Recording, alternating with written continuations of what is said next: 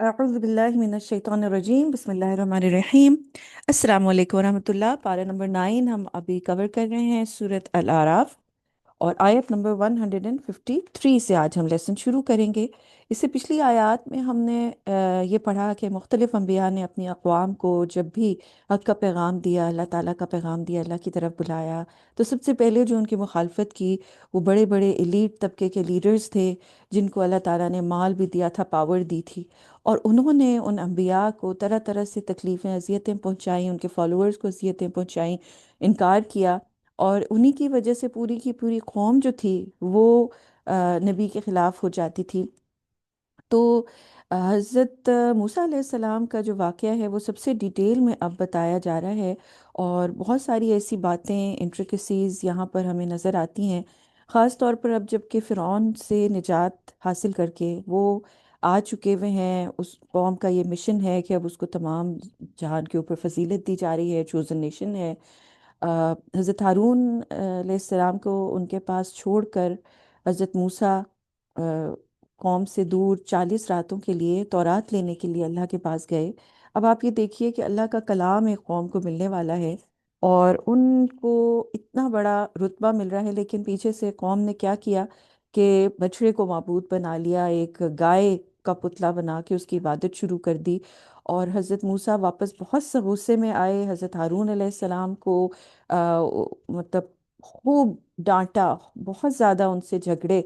और हज़रत हारून अलैहिस्सलाम जो थे उन्होंने चूंकि अपनी सी पूरी कोशिश की थी और इसलिए कौम को जो है वो ज़्यादा कौम के साथ जंग नहीं की कि कहीं ये ना हो कि कौम जो है वो दो हिस्सों में बट जाए और मूसा अलैहिस्सलाम आके कहें कि ये तुमने मेरी कैसी जानशीनी की कि तफरका डाल दिया। तो इस वजह से हज़रत हारून अलैहिस्सलाम ने कहा तो उनको था, कौम को बहुत मना किया था, अपनी सी पूरी कोशिश की थी, लेकिन उससे ज़्यादा वो नहीं कुछ कर सके थे। टिमिड तबीयत के थे, सॉफ्ट नेचर के थे। हज़रत मूसा ऑन द अदर हैंड बिल्कुल उनके जो टेम्परमेंट था बहुत गुस्से वाला। और उन्होंने आके फिर जो है वो ये जब अपना गुस्सा निकाल दिया और फिर उसके बाद तौबा की तो अल्लाह ताला से माफ़ी मांगी। इस सब के बाद जो है वो अल्लाह सुब्हानहू व तआला हमें बता रहे हैं वल्लज़ीना अमिलुस्सय्यआति सुम्मा ताबू मिन बादिहा व आमनू इन्ना रब्बका मिन बादिहा लगफूरुर रहीम। और जिन लोगों ने बुरा अमल किया फिर इसके बाद तौबा कर ली और मोमिन बन गए तो आपका रब बेशक इन गुनाहों के बाद बड़ा मगफिरत करने वाला, बड़ा मेहरबान है। और जब मूसा का गुस्सा दूर हुआ तो तख्तियों को उठा लिया जिन पर लिखी हुई तहरीरों में उन लोगों के लिए हिदायत रहमत थी जो अपने रब से डरते रहते हैं। और मूसा ने अपनी कौम के 70 आदमी हमारे मुकर्रर वक्त पर आने के लिए चुन लिए। बस जब जल्जले ने इन्हें अपनी जद में लिया तो कहा, ए मेरे रब, अगर तू चाहता तो इन सबको और मुझे इससे पहले ही हलाक कर देता। क्या तू हमें इस गुनाह की वजह से हलाक करेगा जिसका इर्तिकाब हमारे नादानों ने किया, यानी हमने से जो जाहिल लोग थे उन्होंने जो गुनाह किया, तो हम सबको इसमें से पकड़ लेगा।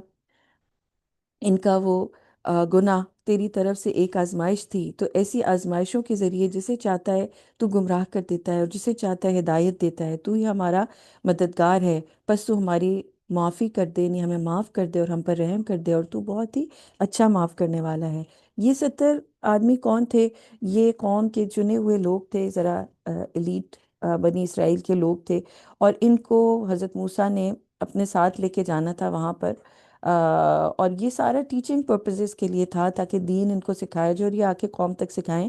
लेकिन इन्होंने डिमांड करनी शुरू कर दी थी कि हम तो अल्लाह को जब तक अपने सामने देख नहीं लेंगे तो हम नहीं मानेंगे ना। तो ये तो बहुत ही बड़ा इन्होंने एक मुतालबा कर दिया था, तो जिसके ऊपर फिर अल्लाह ताला ने उन सबको ख़त्म किया। फिर दोबारा हमने सूरह बकरा में पढ़ा था उनको ज़िंदा भी किया ताकि वो शुक्रगुजार हों। वक्तुब लना फ़ी हाज़िहि दुनिया हसना व फ़िल आखिरती इन्ना हुदना इलैक। और ए मेरे रब, तू हमारे लिए इस दुनिया में भी भलाई लिख दे और आखिरत में भी हमने तेरी तरफ ही रुजू किया। तो इसी से ये जो हुदना का वर्ड है, इसी से जो लफ्ज़ है वो यहूदी निकला है जो इनकी कौम का पड़ा। और अल्लाह सुब्हान व तआला ने फरमाया, क़ाला अज़ाबी उसीबु बिही मन अशाउ व रहमती वसिअत कुल्ला शै। मैंने जो मेरा अजाब है मैं जिसे चाहता हूँ मुब्तला कर देता हूँ। यानी अब इसके अंदर कोई भी अल्लाह का फेवरेट नहीं है। ये नहीं है कि अल्लाह ताला किसी को निकाल देगा, किसी को डाल देगा उसकी शख्स की अपनी मर्जी से, नहीं। ये अल्लाह की मर्जी चलती है और मेरी रहमत हर चीज़ पर शामिल है। बस میں ان لوگوں کے لیے لکھ دوں گا جو تقوی کی راہ اختیار کرتے ہیں اور زکوٰۃ دیتے ہیں اور ہماری آیتوں پر ایمان لاتے ہیں، کہ ان کے لیے جو ہمارے رسول نبی امی کی اتباع کرتے ہیں، جن کا ذکر وہ اپنے تورات اور انجیل میں لکھا ہوا پاتے ہیں، جو لوگوں کو بھلائی کا حکم دیتے ہیں اور برائی سے روکتے ہیں، اور ان کے لیے پاکیزہ چیزوں کو حلال کرتے ہیں اور خبیث اور گندی چیزوں کو حرام کرتے ہیں، اور ان ایسی جو زنجیریں ہیں، بندشیں ہیں، ان کو ان سے ہٹا دیتے ہیں جن میں وہ پہلے سے جکڑے ہوئے تھے۔ بس جو لوگ ان پر ایمان لائے اور جنہوں نے ان کے مقام کو پہچانا ہے، ان کی مدد کی، تو اس نور کی پیروی کی جو ان پر نازل ہو رہا ہے، تو وہی پھلا پانے والے ہیں۔ اس سے زیادہ کلیئر الفاظ میں نبی پاک صلی اللہ علیہ وسلم کی اتباع کا حکم نہیں آ سکتا تھا۔ یہود اور عیسائیوں کو بھی بتایا جا رہا ہے کہ آپ کی کتابوں میں صاف صاف لکھا ہوا ہے کہ نبی صلی اللہ علیہ وسلم کی اتباع کریں، ان کو آپ سپورٹ دیں، ٹھیک ہے، ان پر ایمان لے کے آئیں، وَعَزِّرُوهُ نَصَرُوهُ، ان کی مدد کریں، ان کی بیک بون بنیں، ان کی جا کے ان کے مشن کی۔ اب دیکھیے نبی پاک صلی اللہ علیہ وسلم خود نہیں ہیں، لیکن انہوں نے مشن جو چھوڑا، جو تا قیامت ان کا مشن جاری رہے گا، کہ اس قرآن کو لوگوں تک پہنچانا ہے، ٹھیک ہے، تو ان کی مدد یہی ہوگی کہ ان کے مشن کی مدد کی جائے، قرآن اور سنت کو لوگوں تک، اس دین کو پہنچایا جائے، کیونکہ یہ تو ان کی زندگی کا مقصد تھا، ٹھیک ہے۔ اسی لیے کیا کہا جا رہا ہے کہ جنہوں نے اس نور کی پیروی کی جو ان کے اوپر نازل ہوا، یعنی قرآن اور سنت، تو وہی لوگ فلاح پائیں گے، چاہے وہ یہودی ہیں، چاہے وہ عیسائی ہیں، چاہے وہ ہندو ہیں، چاہے کسی مذہب سے تعلق رکھتے ہیں۔ لیکن اب کیا ضروری ہے کہ اب نبی پاک صلی اللہ علیہ وسلم، نبی امی جو آخری نبی ہیں، ان کی تقلید کی جائے، ان کی پیروی کی جائے، ان کی اتباع کی جائے، ان کے دین پر چلا جائے۔ قل یا ایھا الناس انی رسول اللہ الیکم جمیعا، آپ کہہ دیجئے اے لوگوں، میں تم سب کے لیے ایک اللہ کا رسول ہوں، جو آسمان اور زمین کا بادشاہ ہے، اس کے علاوہ کوئی معبود نہیں، وہی زندہ کرتا ہے اور مارتا ہے، بس تم لوگ اللہ پر اور اس کے رسول یعنی نبی امی پر ایمان لاؤ، جو خود اللہ اور اس کے کلام پر ایمان رکھتے ہیں، اور ان کی اتباع کرو تاکہ تم لوگ ہدایت یافتہ بن جاؤ۔ تو نبی صلی اللہ علیہ وسلم ہمیں صرف اس چیز کا حکم دے رہے ہیں جس پر وہ خود بھی ایمان لے کے آتے ہیں، خود بھی عمل پیرا ہوتے ہیں، اور یہی ایک داعی کا اور ایک تبلیغ کرنے والے کی سب سے بڑی نشانی ہوتی ہے، کہ وہ کسی ایسی چیز کا حکم نہیں دے رہا ہوتا جو وہ خود نہیں کر رہا ہوتا، اور قول و فعل میں تضاد نہیں ہوتا، وہ خود بھی وہ کام کرتا ہے، دل سے ایمان لے کے آتا ہے، اور دوسروں کو بھی اسی کتاب اور سنت کی طرف بلاتا ہے، اللہ سے جوڑتا ہے۔ اور قوم موسیٰ میں کچھ لوگ ایسے بھی ہیں جو دین حق پر چلتے ہیں اور اسی کے مطابق لوگوں کے درمیان انصاف کرتے ہیں، اور ہم نے انہیں 12 خاندانوں میں تقسیم کر کے 12 جماعتیں بنا دیا، اور ہم موسیٰ نے اس کی قوم سے پانی کا مطالبہ کیا، تو ہم نے انہیں بذریعہ وہی بتایا کہ اپنی لاٹھی پتھر پر ماریے، چنانچہ اس سے 12 چشمے ابل پڑے، تمام لوگوں نے اپنے اپنے گھاٹ پہچان لیے، اور ہم نے ان پر بادل کا سایہ کر دیا، اور ان پر من اور سلوہ اتارا، اور کہا کہ ہم نے تمہیں جو اچھی چیزیں بطور روزی دی ہیں انہیں کھاؤ، اور انہوں نے ہم پر ظلم نہیں کیا بلکہ انہوں نے تو خود اپنے حق پر ظلم کیا تھا۔ تو وہی عصا حضرت موسیٰ علیہ السلام کا، جس کو جب فرعون کی جو آرمی تھی، فرعون کی فوج جب بنی اسرائیل کا تعاقب کر رہی تھی، ان کے پیچھے پڑی ہوئی تھی اور سامنے سمندر آ گیا تھا، تو وہی عصا جس کو مار کر اللہ سبحانہ و تعالیٰ نے بالکل سمندری راستے کو صاف ستھرا اور خشک کر دیا، اور وہاں سے قوم کے لیے رستہ بنایا، ایگزیکٹلی اسی عصا کے ذریعے اللہ سبحانہ و تعالیٰ نے اس وقت جبکہ قوم جو ہے وہ ایک صحرا میں تھی، پیاسے تھے، پانی کی ڈیمانڈ کر رہے تھے، تو حضرت موسیٰ علیہ السلام کو فرمایا گیا کہ اسی عصا کو پتھر کے اوپر مارو تو 12 چشمے پھوٹ جائیں گے۔ تو وہ ایک ہی پتھر آج بھی اس جگہ پہ موجود نظر آتا ہے، جس میں 12 نشان ہیں جہاں سے وہ چشمے پھوٹے تھے، کیونکہ یہ 12 قبیلے تھے۔ اور 12 قبیلے کیسے بنے تھے؟ حضرت یوسف علیہ السلام کے جو بھائی تھے، 11 بھائی، تو یہ سب یعقوب علیہ السلام کی اولاد تھے، اور یعقوب علیہ السلام کا لقب جو ہے وہ اسرائیل تھا۔ تو حضرت یعقوب کی اولاد کو بنی اسرائیل، اور اسی سے پوری قوم، اور پھر وہی 12 قبیلے، ٹھیک ہے۔ اور جب انہوں نے کہا کہ تم لوگ اس بستی میں سکونت اختیار کر لو، اور جہاں سے چاہو اس میں پیدا ہونے والی چیزوں کو کھاؤ، اور کہو کہ ہمارے گناہ معاف ہوں، اور دروازے سے سجدہ کرتے ہوئے داخل ہونا، تو ہم تمہارے گناہ معاف کر دیں گے، ہم نیک عمل کرنے والوں کو مزید دیتے ہیں۔ یہ بستی فلسطین کی بستی تھی، اور یہ انبیاء کا مسکن رہا ہے، اور یہیں پہ لا کے واپس بنی اسرائیل کو آباد کرنا تھا۔ اور اس میں خاص طور پر حکم ہوا تھا کہ جب تم ایک فاتح قوم کے طور پر اس میں داخل ہوگے تو سجدہ کرتے ہوئے ہمبل طریقے سے داخل ہونا۔ بس ان میں سے جو لوگ ظالم تھے انہوں نے اس کے بجائے کوئی اور بات کہی جس کا انہیں حکم دیا گیا تھا، یعنی جو کہا گیا اس کو الٹ دیا، اور بجائے اس کے کہ حتتن کہتے حبتن فی شعرن کہنا شروع ہو گئے کہ ہمیں تو اب گندم کا دانہ ملے گا۔ حبتن فی شعرن کا مطلب ہوتا ہے کہ خوشے کے اندر دانہ لگا ہوا۔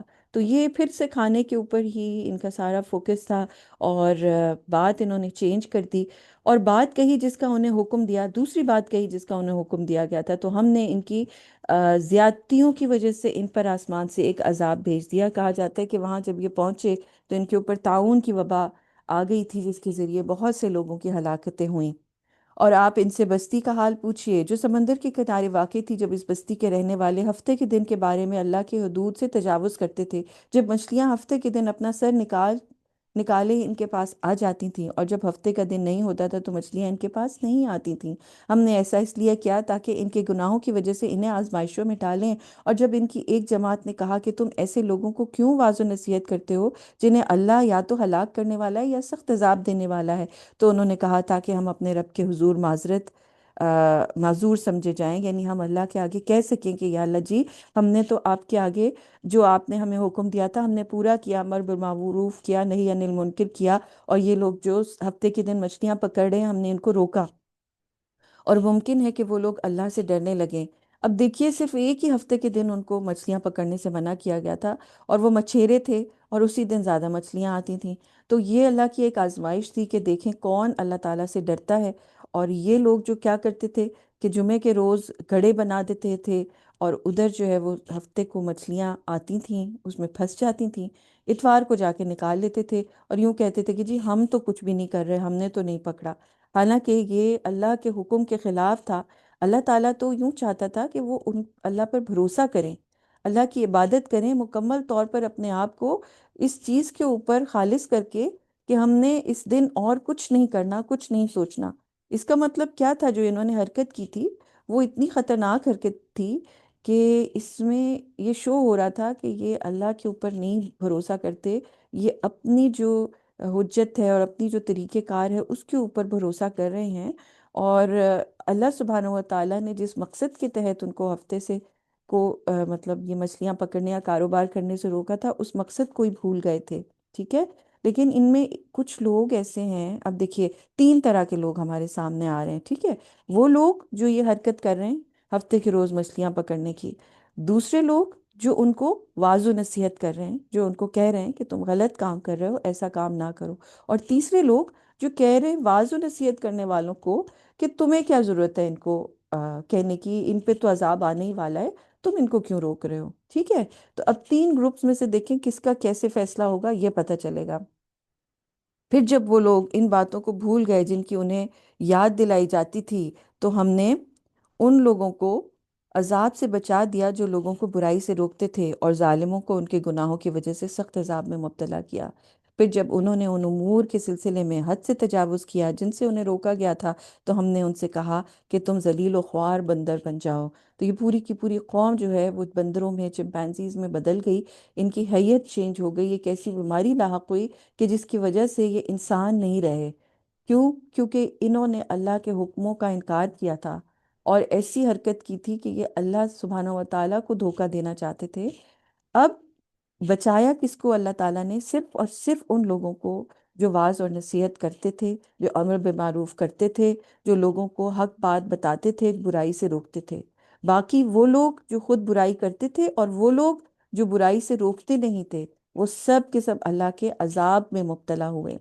اور جب آپ کے رب نے خبر دی کہ وہ قیامت تک ان پر ایسے لوگوں کو مسلط کرتا رہے گا جو انہیں سخت عذاب دیا کریں گے، بے شک آپ کا رب جلد سزا دینے والا ہے، اور وہ بے شک مغفرت فرمانے والا نہایت مہربان ہے۔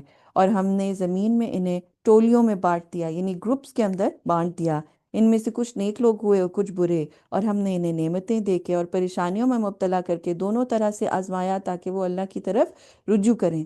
تو یہ بلوناہم حسنات و سیئات لعلہم یرجعون، اللہ تعالیٰ قوموں کو اچھائی کے ذریعے بھی آزماتا ہے جب اس پہ اچھے حالات آتے ہیں، اور اس پہ مشکل حالات کے ساتھ بھی آزماتا ہے، اور دیکھا یہ جاتا ہے کہ کون اللہ کے آگے گڑ گڑاتا ہے اور کون اللہ سے جڑا رہتا ہے، کون رجوع کرتا ہے۔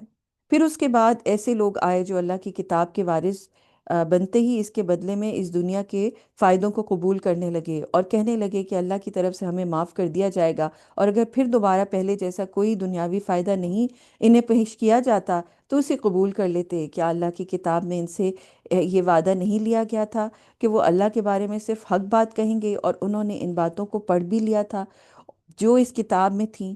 اور آخرت کی زندگی ان لوگوں کے لیے زیادہ بہتر ہے جو اللہ سے ڈرتے ہیں۔ کیا تم عقل سے کام نہیں لیتے؟ تو آخرت کی تو کامیابی صرف اور صرف تقوی والوں کے لیے فکس ہے، ٹھیک ہے؟ اس میں تو کوئی شک ہے ہی نہیں۔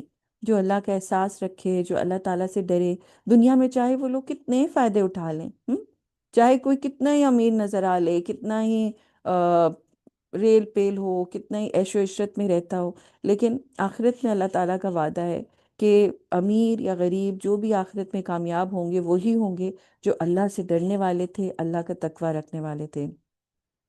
والذین یمسکون بالکتاب واقاموا الصلاۃ انا لا نضیع اجر المصلحین، اور جو لوگ کتاب کو سختی سے پکڑتے ہیں، سختی سے کاربند رہتے ہیں، یعنی قرآن کے اوپر مکمل عمل کرتے ہیں، ٹھیک ہے؟ یمسکون یعنی اچھی طرح اس کو تھام لیتے ہیں، دل کے اندر رچا بسا لیتے ہیں، اور نماز کو قائم کرتے ہیں، نمازوں کو امپورٹنس دیتے ہیں، اس کو ان کے سارے جو شرائط ہیں ان کے ساتھ ادا کرتے ہیں، قائم رکھتے ہیں، تو ان کے بارے میں اللہ فرماتا ہے تو ہم یقیناً ایسے نیک لوگوں کا اجر ضائع نہیں کرتے۔ اور جب ہم نے پہاڑ کو ان کے اوپر سے اس طرح اٹھایا جیسے وہ کوئی سائبان ہو، اور انہیں گمان ہوا کہ وہ ان پر گرنے ہی والا ہے، تو ہم نے کہا کہ ہم نے تمہیں جو کتاب دی ہے اسے پوری قوت کے ساتھ پکڑ لو، اور اس میں جو کچھ ہے اسے یاد رکھو تاکہ تم تقوی کی راہ اختیار کرو۔ اور جب آپ کے رب نے بنی آدم کی اولاد کو ان کی پیٹھوں سے نکالا اور انہیں انہی کے بارے میں گواہ بنا کر پوچھا کہ کیا تمہارا رب میں نہیں ہوں، تو انہوں نے کہا ہاں، ہم اس کی گواہی دیتے ہیں۔ یہ اس لیے کیا گیا کہ کہیں تم لوگ قیامت کے دن یہ نہ کہنے لگو کہ ہمیں تو ان باتوں کا قطعی کوئی خبر ہی نہیں تھی، یا یہ نہ کہنے لگو کہ ہمارے باپ داداؤں نے اس سے پہلے شرک کیا تھا اور ہم ان کے بعد ان کی اولاد ہی تو تھے، تو کیا ہمیں ان باطل پرستوں کے اعمال کی وجہ سے ہلاک کیا جا رہا ہے، کر رہے ہو؟ اور ہم اپنی آیتوں کو اسی طرح کھول کر بیان کرتے ہیں تاکہ وہ لوگ اللہ کی طرف رجوع کریں۔ تو یہاں پر وہ مشہور وعدہ الست جو ہے اس کا تذکرہ ہو رہا ہے۔ جب حضرت آدم علیہ السلام کو پیدا کیا تھا تو اللہ نے ان کی پشت پر ہاتھ پھیر کے جتنی قیامت تک انسان جتنے بھی پیدا ہونے تھے سب کی روحوں کو ایک میدان میں جمع کر دیا۔ اب وہ روحیں کس فارم میں تھیں، ان کا کوئی جینڈر نہیں تھا، کوئی کچھ بھی نہیں تھا، کیا شکلیں تھیں کوئی ہمیں نہیں معلوم ہے، کیونکہ روح جو ہے وہ اللہ کے حکم میں سے ایک حکم ہے، اور روح جو ہے اللہ سبحانہ و تعالیٰ نے اسی وقت کریٹ کر دی تھی ہر انسان کی، ٹھیک ہے؟ اور اس وقت کے بعد اب وہ عالم ارواح میں ہے، اس وقت وہ وعدہ کر چکے ہیں۔ یہ وعدہ الست کہلاتا ہے، جب اللہ تعالیٰ نے خود بتایا ان کو سامنے رکھ کے کہ کیا میں تمہارا رب ہوں، تو انہوں نے کہا جی ہاں، قالوا بلا شہدنا، ہم گواہی دیتے ہیں۔ اور یہ گواہی اس لیے ان سے دلوائی گئی تاکہ یہ نہ ہو کہ دنیا میں آنے کے بعد وہ یہ کہنا شروع ہو جائیں کہ جی ہمیں تو پتہ ہی نہیں تھا کہ کیا ہے، اللہ کون ہے، ہمیں تو پتہ ہی نہیں تھا۔ اور کئی لوگ یہ کہتے ہیں کہ جی ہمیں تو یہ یاد نہیں ہے وعدہ الست، تو اس کے بارے میں یہ نہیں کوئی کہہ سکتا کہ یہ ہوا ہی نہیں ہے۔ اگر انسان کو یاد نہیں ہے تو بہت سی بچپن کی باتیں ہمیں یاد نہیں رہتی، یہ تو ہماری میموری اور ہمارے حافظے کا قصور ہے نا۔ لیکن جب ہم آ، اللہ سبحانہ و تعالیٰ سے دور ہوتے ہیں تو اسی وعدے کی وجہ سے، کیونکہ انسان کی روح جو ہے وہ اصل میں مسلمان ہی تھی، جب اس کو جسم کے اندر ڈالا گیا تو اس کو اللہ کی تلاش ہوتی ہے، رب کی تلاش، اپنے کریٹر کی تلاش ہوتی ہے۔ اور اگر وہ فطرت پہ ہوں، یعنی کہ وہ نیکی کی طرف مائل ہوں، تو وہ ساری زندگی حق کی تلاش میں رہتے ہیں کہ سچ کیا ہے، ٹھیک ہے؟ اور کچھ لوگ پھر سچ کو، حق کو پا بھی لیتے ہیں، اور جو مسلمان گھرانوں میں پیدا ہوتے ہیں تو ان کو ایک اپنائیت رہتی ہے، ٹھیک ہے؟ لیکن ہوتا کیا ہے کہ اللہ سبحانہ و تعالیٰ نے جیسے ہمیں فطرت پہ پیدا کیا نا، جیسے نبی صلی اللہ علیہ وسلم نے بتایا کہ ہر بچہ پیدا ہونے والا وہ فطرت پہ پیدا ہوتا ہے، پھر اس کے ماں باپ اس کو یہودی یا عیسائی بنا دیتے ہیں، یعنی ماں باپ جو ہے جس دین کے اوپر ہوتے ہیں وہ اسی دین کو فالو کرنا شروع ہو جاتا ہے۔ لیکن بیسکلی یہ وعدہ الست لیا اس لیے گیا تھا تاکہ کوئی بھی بعد میں آ کے یہ نہ کہے کہ جی ہمیں تو پتہ ہی نہیں تھا، اور ہمیں پتہ ہوتا تو ہم تو بہت ہی بہترین مسلمان ہوتے، ٹھیک ہے؟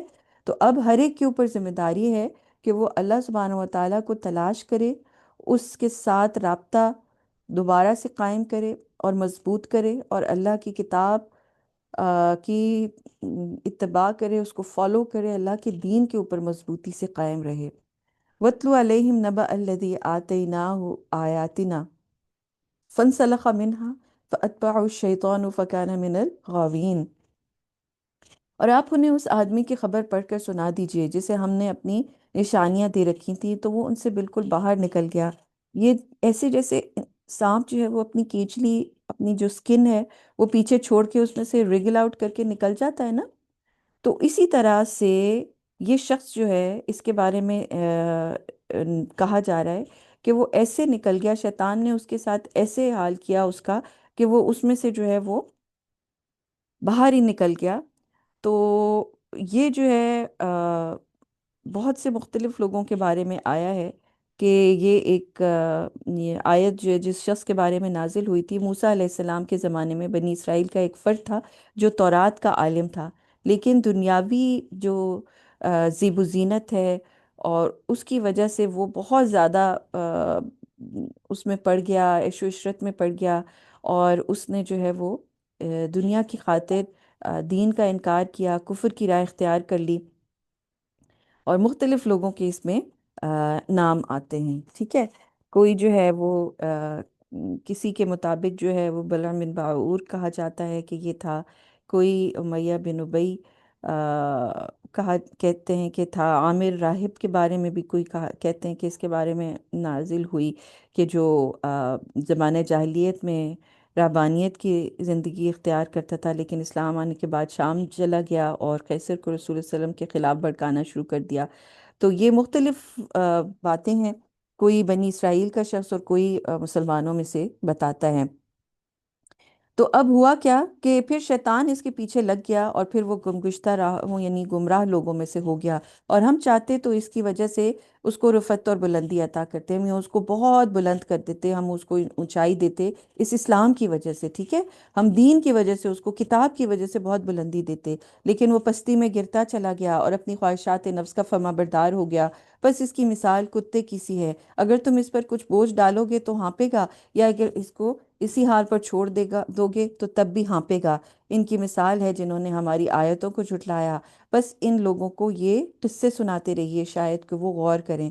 تو یہ جو شخص ہے، ایسا شخص جو کتاب اور حکمت ملنے کے بعد پھر دنیاوی فائدوں کے پیچھے لگ جاتا ہے، اس کی مثال پھر کتے کی ہے کہ ان تحمل علیہ یلحظ او تترکہ یلحظ، وہ ہر طرح سے اپنی اس کی زبان باہر ہوتی ہے، اور وہ اس کو ہوتا ہے کہ اس کو اور کھانا ملے، چاہے اس پہ اچھے حالات ہوں برے حالات ہوں، کوئی اس کو مار رہا ہے پیٹ رہا ہے، اچھی چیز مل رہی پھر بھی۔ تو ایسے شخص کے لیے یہ مثال بہت ہی بری مثال ہے، بہت ہی بد صفت ہیں وہ لوگ جنہوں نے ہماری آیات کی تکذیب کی اور وہ اپنے آپ پر ظلم کرنے والے تھے، یعنی ان کی جو صفت تھی یہ ان کی وجہ سے جو ہے وہ انتہائی بد کردار برے لوگ جانے جائیں گے۔ من یہد اللہ فہو المہتدی، جسے اللہ ہدایت دے گا وہی سیدھی راہ پر چلنے والا ہوتا ہے۔ ومن یضلل فاولئک هم الخاسرون، اور جسے گمراہ کر دے وہی لوگ نقصان اٹھانے والے ہوتے ہیں۔ وَلَقَدْ ذَرَأْنَا لِجَهَنَّمَ كَثِيرًا مِنَ الْجِنِّ وَالْإِنسِ، اور ہم نے بہت سے جنوں اور انسانوں کو جہنم کے لیے پیدا کیا۔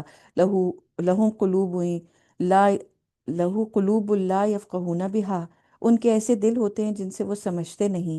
وَلَهُمْ أَعْيُنٌ لَا يُبْصِرُونَ بِهَا، اور ان کی ایسی آنکھیں ہوتی ہیں جن سے وہ دیکھتے نہیں۔ وَلَهُمْ آذَانٌ لَا يَسْمَعُونَ بِهَا، اور ان کے ایسے کان ہوتے ہیں جن سے وہ سنتے نہیں۔ أُولَئِكَ كَالْأَنْعَامِ بَلْ هُمْ أَضَلُّ، بلکہ وہ تو چوپایوں کی طرح ہیں، بہائم کی مانند ہیں، بلکہ اس سے بھی زیادہ گمراہ ہیں اور برے ہیں۔ أُولَئِكَ هُمُ الْغَافِلُونَ، یہی لوگ در حقیقت بے خبر ہیں، غافل ہیں۔ تو یہ لوگ جن کو اللہ سبحانہ و تعالیٰ فرما رہے ہیں کہ جن اور انس جن کو جہنم کے لیے پیدا کیا، بیسکلی ان کی وجہ بتائی گئی کہ کیوں وہ جہنم میں جائیں گے، کیونکہ وہ اپنے دلوں سے سمجھنے کا کام نہیں لیتے۔ اب دیکھیے، اب تک ہم سمجھتے رہتے کہ ذہن سے سمجھا جاتا ہے، برین سے سمجھا جاتا ہے، لیکن اب ہمیں پتہ چلا کہ دل کے اندر بھی نیورونز ہوتے ہیں، دل کے ساتھ بھی سمجھا جاتا ہے، انسان دل کے ذریعے ہی اللہ کو پہچانتا ہے، آیات کے اوپر ریفلیکٹ کرتا ہے، قرآن کے اوپر غور و فکر کرتا ہے، کائنات کے اوپر غور و فکر کرتا ہے، اور پھر اللہ تک پہنچتا ہے۔ اور اس بات کو سمجھتا ہے کہ مجھے بے مقصد نہیں پیدا کیا گیا، میرا ضرور پیدائش کا کوئی مقصد ہے، کوئی ریزن ہے، میں نے اسٹرگل کرنی ہے۔ اور پھر کانوں اور آنکھوں کے ساتھ وہ کام نہیں لیتا جن کے لیے ان کو بنایا گیا ہے۔ یعنی ہم صرف نظر سے دیکھنے کے لیے نہیں، بلکہ پہچاننے کے لیے ہمیں نظریں دی گئی ہیں، کانوں کے ساتھ سن کے دل کے اندر بات کو لے جانے کے لیے کان دیے گئے ہیں، ٹھیک ہے؟ جو ان سے وہ کام نہیں لیتے وہ گمراہ ہو جاتے ہیں، وہ غافل ہو جاتے ہیں، وہ ایسے جیسے غفلت کی نیند سوئے ہوئے ہیں۔ وَلِلَّهِ الْأَسْمَاءُ الْحُسْنَى فَادْعُوهُ بِهَا، اور اللہ کے بہت ہی اچھے نام ہیں، بس تم لوگ اسے انہی ناموں کے ذریعے پکارو، ان لوگوں سے برطرف ہو جاؤ جو اس کے ناموں کو بگاڑتے ہیں اور اس کے غلط معنی بیان کرتے ہیں، اور انہیں عنقریب ان کے کیے کی سزا دی جائے گی۔ اللہ تعالیٰ کے تو سارے نام بہت پیارے ہیں، لیکن کچھ لوگ کیا کرتے ہیں، ان کو غلط میننگز دیتے ہیں، اس لیے ہمیں کیا کہا گیا، ان سے دور رہو۔ اور جنہیں ہم نے پیدا کیا ہے ان میں سے ایک جماعت ایسی ہے جو دین حق پر چلتی ہے اور اسی کے مطابق فیصلہ کرتی ہے، اور جو لوگ ہماری آیتوں کی تکذیب کرتے ہیں، ان کو جھٹلاتے ہیں، ہم انہیں ہلاکت تک اس طرح پہنچا دیتے ہیں کہ انہیں خبر بھی نہیں ہوتی، اور میں انہیں ڈھیل دیتا جا رہا ہوں، بے شک میری تدبیر بہت مضبوط ہوتی ہے۔ تو یہ جو ڈھیل ہے یہ ایک اور قسم کا عذاب ہے جس کو استدراج کہتے ہیں۔ جو لوگ اپنی نافرمانیوں کے باوجود بھی دنیا میں خوب عیش و عشرت کیے جا رہے ہیں، ان کو اللہ پکڑ نہیں رہا، یہ سب سے بری سزا ہے، کیونکہ وہ سمجھنا شروع ہو جاتے ہیں کہ جی ہم تو بہت ہی کوئی نیک کام کر رہے ہیں اور برائیوں میں بہت دور نکل جاتے ہیں۔ کیا وہ غور نہیں کرتے کہ وہ آدمی جو ان کے ساتھ ہے مجنون نہیں ہے؟ یہ نبی صلی اللہ علیہ وسلم کی بات ہو رہی ہے، وہ تو محض صاف صاف ڈرانے والا ہے۔ کیا انہوں نے آسمان اور زمین کی تدبیر، سلطنت اور اللہ کی دیگر تمام مخلوقات پر غور نہیں کیا؟ یعنی کیسے پلاننگ ہے اللہ کی جو کائنات ہے اس میں، اللہ تعالیٰ کیسے زبردست طریقے سے اس کو چلا رہا ہے، اور اس بات پر کہ شاید ان کی موت کا وقت قریب آ گیا ہو، تو اب اس قرآن کے بعد وہ آخر کس چیز پر ایمان لائیں گے؟ اللہ جسے گمراہ کر دے اسے کوئی ہدایت نہیں دے سکتا، اور وہ انہیں ان کی سرکشی میں بڑکتا ہوا چھوڑ دیتا ہے۔ یسألونک عن الساعة ایان مرساها، لوگ آپ سے قیامت کے بارے میں پوچھتے ہیں کہ وہ کب واقع ہوگی، آپ کہہ دیجئے کہ اس کا علم تو میرے رب کو ہے، اور اسے اس کے وقت مقرر پر اللہ کے علاوہ کوئی ظاہر نہیں کرے گا۔ وہ آسمان اور زمین کی ایک بہت بھاری بات ہے، بہت بہت بڑا ایونٹ ہے قیامت کا، جس کے بارے میں یہ لوگ مذاق کرتے تھے، نبی صلی اللہ علیہ وسلم سے کہتے تھے ہاں ہاں کب آئے گی، دیکھ لیں گے دیکھ لیں گے۔ اللہ سبحانہ وتعالیٰ فرما رہا ہے یہ بہت بڑا بھاری واقعہ ہے جو زمین والوں کے اوپر آئے گا، وہ تمہارے سامنے اچانک آ جائے گی۔ لوگ آپ سے اس طرح پوچھتے ہیں جیسے آپ ہر دم اس کی کرید میں لگے ہوئے ہوتے ہیں۔ آپ کہیے کہ اس کا علم صرف اللہ کو ہے، لیکن اکثر لوگ تو جانتے ہی نہیں۔ آپ کہیے کہ میں تو اپنے نفع نقصان کا مالک نہیں ہوں سوائے اس کے جو اللہ چاہے، اور اگر میں غیب کا علم رکھتا تو بہت ساری بھلائیاں اکٹھا کر لیتا، مجھے کوئی تکلیف ہی نہیں پہنچتی، میں تو صرف ایمان والوں کو جہنم سے ڈرانے والا ہوں اور جنت کی خوشخبری دینے والا ہوں۔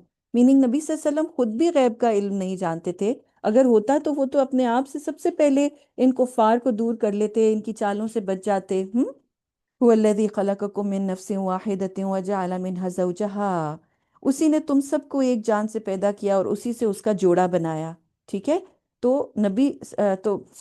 اللہ سبحانہ و تعالیٰ نے انسان کو جوڑوں میں پیدا کیا، ٹھیک ہے؟ اور اس کے شوہر بیوی کا جو جوڑا بنایا ایک دوسرے کے لیے، ان کا مقصد کیا ہے؟ اللہ تعالیٰ نے فرمایا لیسکن الیہا، تاکہ ایک دوسرے کے پاس سکون پائیں، آرام پائیں۔ شوہر بیوی کا تعلق جو ہے وہ سکون دینے کے لیے ہوتا ہے، اور اس میں جو ہے یہ مقصد کیوں ہے؟ کیونکہ گھر معاشرے کا ایک اہم جز ہے، اگر اس کے اندر چپکلش ہوگی، لڑائی جھگڑا ہوگا، بے سکونی ہوگی، تکلیف ہوگی، دوسرے کو جو ہے وہ اسپیس نہیں دی جا رہی ہوگی، ان کو سکون نہیں دیا جا رہا ہوگا، تو وہ پورا کا پورا معاشرہ اس کی زد میں آتا جائے گا۔ تو اس لیے کیا کیا گیا، خاص طور پر یہاں پر جو ایک یونٹ ہے، خاندان کا جو یونٹ ہے اس کو بنانے والا ہسبینڈ وائف، شوہر اور بیوی، اس کا تعلق بتایا گیا کہ سب سے پہلے وہ کس لیے ہے، لیسکن الیہا، बस जब उसने उसके साथ मुबाशरत की तो उससे हल्का सा हमल करार पा गया, जिसके साथ चलती फिरती रही। यानी औरत को जब वो माँ बनने वाली होती है तो उसके बारे में बताया जा रहा है कि फिर जब वो भारी हो गई तो उन्होंने अपने रब से, अल्लाह यानी अल्लाह से दुआ की कि अगर तूने हमें तंदुरुस्त बच्चा दिया तो हम यकीनन तेरे शुक्रगुजार बंदों में से हो जाएंगे। यानी बच्चा पैदा होने से पहले तो माँ बाप दोनों अल्लाह ताला से दुआ कर रहे हैं, ठीक है। बस जब अल्लाह ने इन दोनों को एक तंदुरुस्त बच्चा दिया तो अल्लाह ने इन्हें जो दिया था इसका, इसमें अल्लाह का दूसरों को शरीक बनाने लगे। अल्लाह ने इनके शिरकी अमाल से ला ताल्लुकी की, यानी इनसे बाला व बरतर है। यानी ये जो शिरक कर रहे हैं अल्लाह का, इनसे कोई ताल्लुक नहीं। इससे क्या मतलब है? यानी कि एक दफ़ा जब उनका बच्चा पैदा हो जाता है, उनको वो दुआएं उनकी पूरी हो जाती हैं, तो फिर वो औरों को शिरक बना, औरों को अल्लाह का मकाम देने लगते हैं, ठीक है। कभी जो है वो उन्होंने जाके कब्रों के ऊपर दुआएं की होती हैं, कहने लगते हैं कि जी ये तो पीरों ने दिया है, पीरा दित्ता नाम भी आपने सुना होगा। हम्म। फिर इसके अलावा कोई अपने डॉक्टर्स को बहुत ही वो करना शुरू हो जाते हैं कि डॉक्टर बड़ा अच्छा था। कई जो है आजकल वो इस तरह से मेडिकल के मुख्तलिफ तरीके हैं जिनके ज़रिए से बच्चों को कंसीव किया जाता है, उनके ऊपर डालना शुरू हो जाते हैं कि जी उसकी वजह से ये हमें औलाद मिल रही है। तो ये सब चीज़ें अल्लाह सुब्हानहू व तआला क्या बता रहे हैं? इसके बजाय एक अल्लाह की तरफ मंसूब करना चाहिए औलाद को। अगर तुम इन्हें राह रास्त की तरफ बुलाओगे तो तुम्हारी पैरवी नहीं करेंगे। तुम इन्हें बुलाओ या चुप रहो, दोनों ही बातें तुम्हारे लिए बराबर हैं। बेशक अल्लाह के सिवा जिन्हें तुम पुकारते हो वो तुम ही जैसे अल्लाह के बंदे हैं, तो तुम इन्हें पुकारो, और अगर सच्चे हो तो इन्हें तुम्हारी पुकार का जवाब देना चाहिए। यानी अब ये खास तौर पर उन लोगों की बात हो रही है, जैसे पीछे बच्चे के पैदा होने की भी बात हुई थी ना, जो लोग बुजुर्गों से जाके कब्रों में कह रहे होते हैं कि जी हमें औलाद दे दें। और बहुत बहुत मुख्तलिफ जो मज़ार हैं वो लोगों से भरे हुए हैं, लोग समझते हैं कि जी वो मतलब नाउजुबिल्ला इस तरह की चीज़ करते हैं। तो अल्लाह ताला क्या फरमा रहे हैं? तुम जाओ पुकारो उनको, कब्र में लेटे हुए क्या वो तुम्हें बताएंगे? हम्म। क्या तुम्हारी पुकार का जवाब देंगे? और फिर ये कि जो बुतों के आगे पुकारते हैं, तो दुआएं करते हैं, उनका भी पूछा जा रहा है कि क्या वो तुम्हारी दुआओं का जवाब देंगे? क्या उनके पाँव हैं जिनसे वो चलते हैं, या उनके हाथ हैं जिनसे वो छूते हैं, या उनकी आंखें हैं जिनसे वो देखते हैं, या उनके कान हैं जिनसे वो सुनते हैं? आप कहिए कि तुम अपने माबूदों को बुला लो, फिर मेरे खिलाफ मिलकर साजिश करो और मुझे मोहलत भी ना दो। बेशक मेरा यारो मददगार वो अल्लाह है जिसने कुरान नाजिल किया, और वो नेक लोगों का हमेशा ही यारो मददगार होता है। और जिन्हें तुम इसके सिवा पुकारते हो वो तुम्हारी मदद नहीं कर सकते हैं और ना अपनी मदद कर सकते हैं। और अगर आप इन्हें राह रास्त की तरफ बुलाएंगे तो वो नहीं सुनेंगे, और आपको ऐसा लगता है गोया वो आपकी तरफ देख रहे हैं, हालांकि वो बसारत से महरूम होते हैं। यानी बड़ी बड़ी आंखों से लगता है जैसे आपको देख रहे हैं, लेकिन वो असल में उनको कोई चीज़ नज़र नहीं आती। खुदिल अफ़्व वअमुर बिल मारूफ व आरिद अनिल जाहिलीन। ये देखिए कितना ज़बरदस्त अल्लाह ताला ने तरीका बताया। हमें भी इससे लेसन लेना है कि आप अफ़्व दरगुजर से काम लीजिए। यानी आप अब इग्नोर कर दें, इनको माफ़ कर दें, और भलाई का हुक्म करते रहिए, और नादानों से एराज़ कीजिए, जाहिलों से आप उनको इग्नोर कीजिए, उनके साथ झगड़े नहीं, उनके साथ आप इन्वॉल्व ना हो। और अगर कोई शैतानी वसवसा आपको उकसाए तो अल्लाह के ज़रिए पनाह मांगिए, बेशक वो सबसे बड़ा सुनने वाला, सबसे ज़्यादा जानने वाला है। तो अगर कोई शैतान आके आपको गलत ख्यालात डाल रहे हैं, तो फिर फौरन क्या कहना है? अऊज़ु बिल्लाहि मिनश शैतानिर रजीम। क्योंकि ये आप सल्लल्लाहु अलैहि वसल्लम के अलावा भी और सबको, यानी आप सल्लल्लाहु अलैहि वसल्लम के साथ साथ हर एक को, हर नबी को, हर इंसान को शैतान वर्गलाएगा, वसवसे देगा। और इसकी क्या पहचान है? शैतान का जो वसवसा होता है वो बार बार बार बार बार बार आके कोई चीज़ करने को कहता है, यहाँ तक इंसान कर ले। अब इसमें यह है कि जो नेक ख्यालात हैं वो फरिश्तों के पास से आते हैं ना, ठीक है, अल्लाह ताला भेजता है, उसका एक गिफ्ट होता है। उसका ये तरीका होता है उसको पहचान का कि वो जो नेक ख्याल होता है वो सिर्फ एक दफ़ा आता है और उसके बाद नहीं आता। फरिश्ता एक दफ़ा ख्याल डाल के चला जाता है, जो उसके ऊपर अमल कर लेता है उसको फ़ायदा हो जाता है। लेकिन जो शैतानी वसवसे होते हैं वो बार बार बार बार आए चले जाते हैं, ठीक है। इसलिए क्योंकि वो खराबी की तरफ उकसा रहे होते हैं इंसान को, और इसीलिए आप सल्लम को और फिर हम सब को ये कहा गया है कि आउज़ बिल्लाहि मिनश शैतानिर रजीम कहा जाए, कोई भी अगर शैतानी वसवसा आए तो। ٹھیک ہے، اور کافروں کے شیطان بھائی انہیں کھینچ کر گمراہی میں پہنچا دیتے ہیں اور اس بارے میں کوئی کسر نہیں چھوڑتے، اور جب آپ ان کی مانگ کے مطابق کوئی نشانی نہیں لاتے تو وہ بطور استہزائی مذاق اڑانے کے لیے کہتے ہیں کہ اسے تم نے خود کیوں نہیں گھڑ لیا؟ آپ کہیے کہ میں تو اسی کی پیروی کرتا ہوں جو میرے رب کی طرف سے بطور وہی مجھ پر نازل ہوتا ہے۔ یہ قرآن آپ کے رب کی جانب سے بصیرتوں کا خزانہ ہے اور ایمان والوں کے لیے ہدایت اور رحمت کا ذریعہ ہے۔ وَإِذَا قُرِئَ الْقُرْآنُ فَاسْتَمِعُوا لَهُ وَأَنصِتُوا لَعَلَّكُمْ تُرْحَمُونَ، اور جب قرآن پڑھا جائے تو اسے غور سے سنو اور خاموش رہو تاکہ تم پر رحم کیا جائے۔ تو قرآن جو پڑھنا ہے اس کا ایک ادب بتایا جا رہا ہے کہ جب بھی قرآن پڑھا جائے اس کو غور سے سننا ضروری ہے اور خاموش رہنا، کیونکہ اللہ کی رحمت صرف اسی کے اوپر آئے گی جو خاموشی سے سنے گا اور اس پہ غور کرے گا۔ وَاذْكُرْ رَبَّكَ فِي نَفْسِكَ تَضَرُّعًا وَخُفْيًا، اور آپ اپنے رب کو صبح و شام عاجزی کے ساتھ ڈرتے ہوئے بغیر اونچی آواز کے اپنے دل میں یاد کیجئے اور غافلوں میں سے نہ ہو جائیے۔ تو اللہ سبحانہ و تعالیٰ کو شام اور صبح، یہ صبح و شام کے اذکار ہیں، صبح و شام کی دعائیں ہیں جن کی طرف اشارہ ہے کہ خوب خوب اللہ سبحانہ و تعالیٰ کو پکارا جائے، کیونکہ جو صبح و شام کی دعائیں نہیں پڑھتے ان کے لیے یہاں کیا کہا جا رہا ہے کہ وہ غافلوں میں سے نہ ہو جائیے، کہ پھر وہ ان کے دل غافل ہو جاتے ہیں۔ تو یہ دعائیں خاص طور پر مانگی جاتی، یہ اذکار ہیں سورج نکلنے سے پہلے کے اور سورج غروب ہونے سے پہلے کے، اور یہ جو ہے اس چیز کا نشانی ہوتی کہ انسان غفلت میں مبتلا نہیں ہے، اس کا دل اللہ کی طرف سے غافل نہیں ہے، اور اسی سے انتہائی پروٹیکشن انسان کو مل جاتی ہے۔